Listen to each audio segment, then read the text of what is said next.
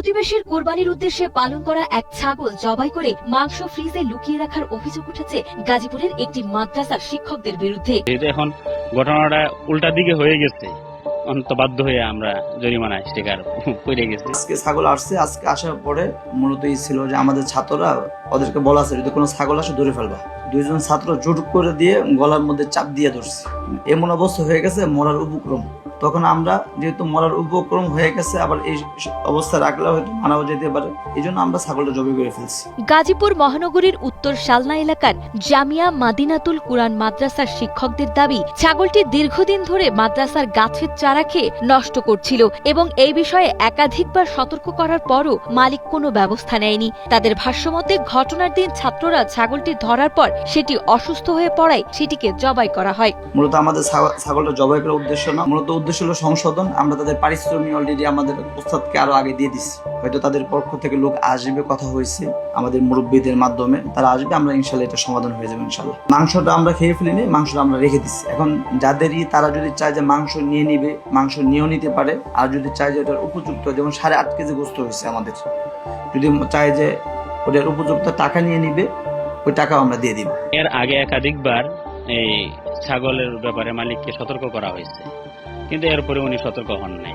এমনকি এইভাবে সতর্ক করা হয়েছে যে এটা জবাই দেওয়া যাওয়া হবে, কিন্তু এরপরে উনি সতর্ক হন নাই। সমস্ত গাছগুলা এখানে ক্ষতি হয়েছে, এটা আপনার দেখলেও দেওয়া হইব। যেহেতু এখন ঘটনাটা উল্টা দিকে হয়ে গেছে, অন্ত বাধ্য হয়ে আমরা জরিমানার শিকার পড়ে গেছি।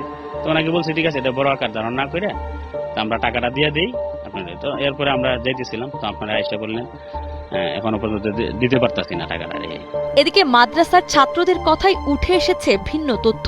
তারা জানায় জবাই করার আগে ছাগলটি সম্পূর্ণ সুস্থ ছিল এবং মাদ্রাসার সহকারী পরিচালক নিজেই ছাগলটি জবাই করেছেন। বড় জোর ধরে আনে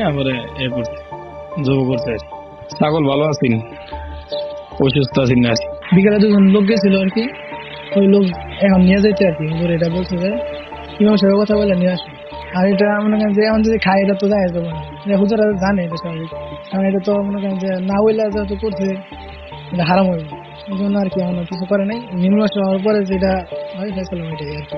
মাদ্রাসার মতো একটি সম্মানজনক ধর্মীয় প্রতিষ্ঠানে এমন ঘটনায় পুরো এলাকায় ক্ষোভ ছড়িয়ে পড়েছে এবং ভুক্তভোগী পরিবার সহ স্থানীয়রা অবিলম্বে এই ঘটনার সুষ্ঠু সমাধান ও বিচার দাবি করেছেন। আপনাকে ছাগল অঙ্গ বাদ যায়, ইয়ে যায়, কি জানি মসজিদে যায়, যে বাইন্দা রেখেন মাদ্রাসা যায় বাইন্দা রেখেন। তা আমরা কইছি যে বাইন্দা তো শুনি তুই গেছে গা ছুটে গেছে গা, পর আবার না বাইন্দা রাখছে, তার আগের দিনকে দইরা দইরা পরে বাইন্দা জবা করে বলেছে।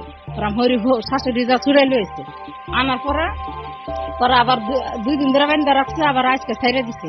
ছাড়ার পরে সকাল 10টা বাজে নিয়ে জবা করে ফেলেছে। জবা করার পরে আমার শাশুড়ির বাইতেছে খবর দিবে লিগা যে আপনাকে ছাগলটা লই আসেন না।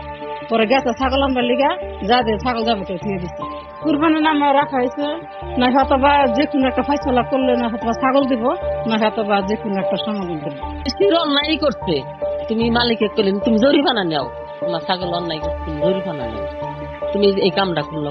আমি একটা গরিব মানুষ, বলতো যে তোমার ঘরে ছাগল এই অন্যায়টা করছো, তুমি কেন করলা, বিচার জানাইতে পারতো, জবাই করে ঠিক করে নেই।